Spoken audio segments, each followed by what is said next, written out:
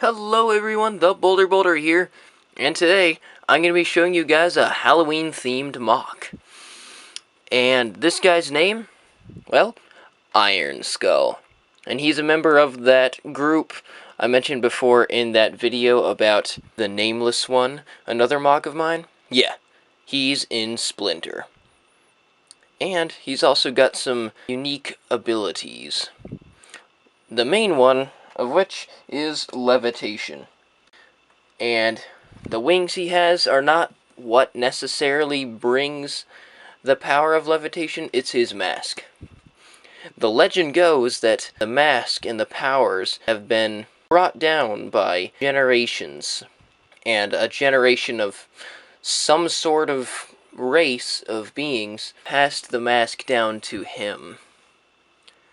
The other theory is that, well, he actually stole the mask from someone he killed.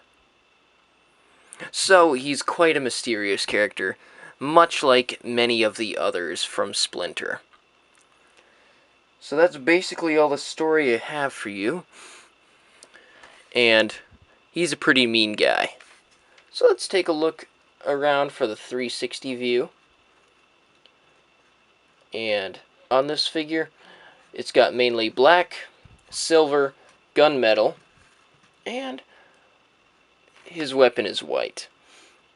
I'll get into more detail about his weapon later. So let's go ahead, do the usual, look at the feet first, and then move on to the rest of the figure.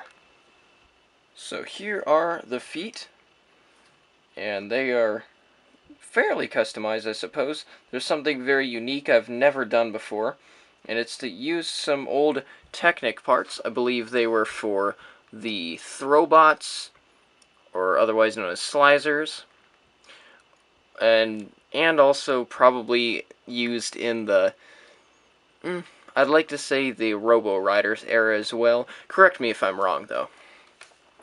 Regardless, they're old Technic pieces, and I wanted to use them as feet, or armor, or something.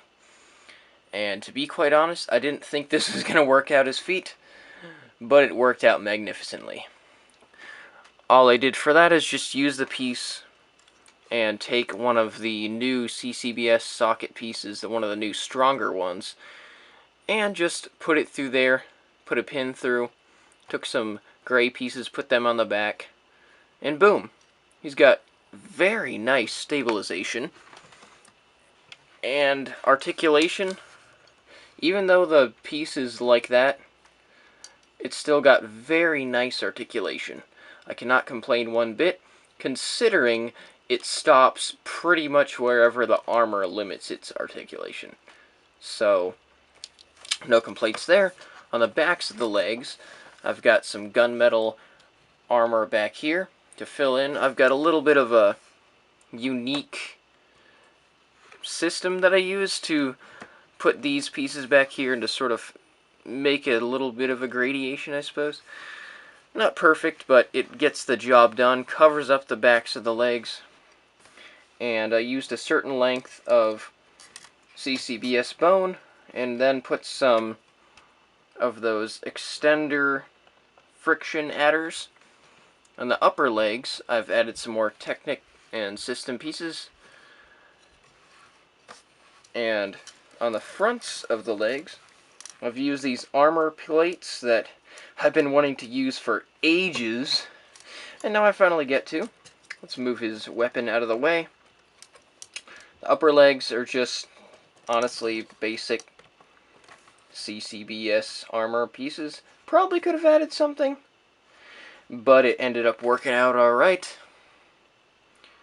Take a look at the torso. The main reason for this look is because he's a skeleton. That's why it's so skinny down here and so huge up here, because it's like he's a skeleton in armor, I suppose. So that works, and it's almost like the rib cage. And then let's look at the arms real quick, and then we'll get on to the wings and mask. So right here, fairly basic, I suppose. Using some G2 Bionicle parts and other ones introduced in Hero Factory. And I just have to say, CCBS works very well with Technic, and I really, really like how in the next wave of G2 Bionicle sets they're going to be including a lot more Technic along with the CCBS pieces. I'm really happy about that, Lego. Good job. Back here, I've got where the wings connect. They connect right onto those ball joints right back here, with some old G1 Bionicle pieces that I find to be very useful.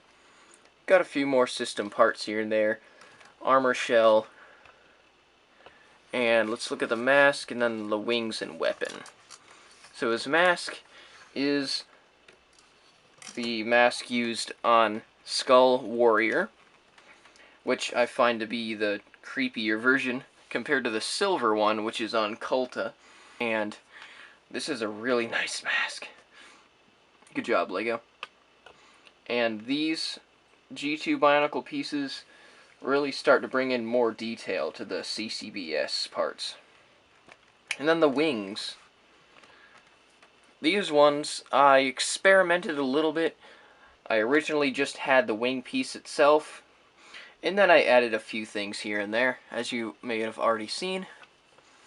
And it looks pretty nice. Let's move on over there to the weapon. And there it is. This is one I've had designed for a very long time, and is actually upside down. Wow. Okay, don't know how that happened. Let's fix that real quick. Alright, there you go.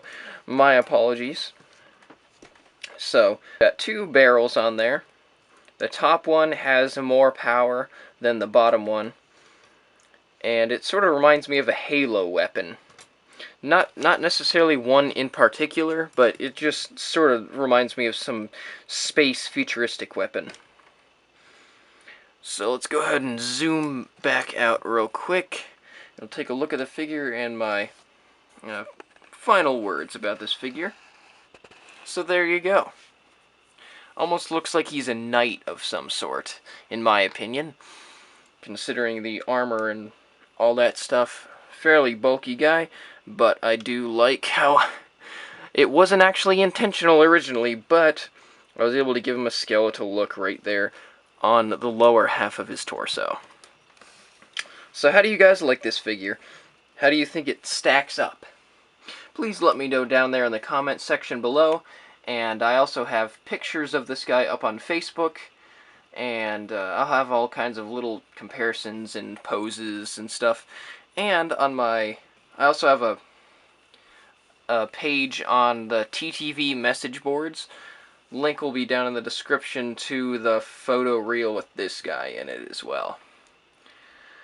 So, be sure to check out my Blogspot page as well, and I will see you guys again in my next video. Thanks so much for watching. Have a great day and have a nice Halloween. God bless.